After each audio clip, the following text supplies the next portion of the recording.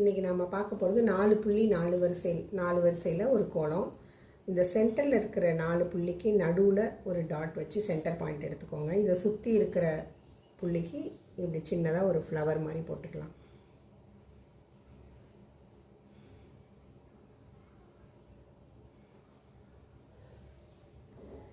இப்போது அதுக்கு நேர் மேலே இருக்கிற புள்ளிக்கு அதே சென்டர்லேருந்து ஒரு பெட்டல் போட்டுக்கலாம்.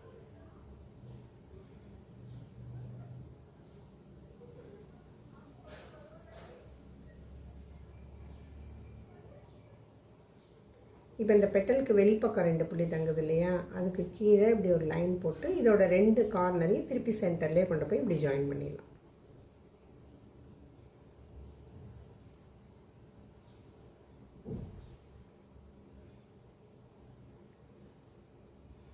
இது வந்து சிங்கிளாக போடுறேன். இதையே வந்து 4 பூவை சேர்த்த மாதிரி ஒரு கோலம் வீடியோவாக போட்டிருக்கேன். அதையும் பாருங்கள், அதையும் ட்ரை பண்ணுங்கள்.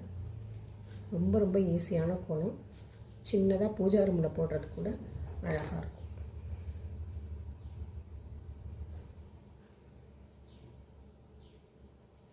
அவ்வளோதான். சூப்பர்.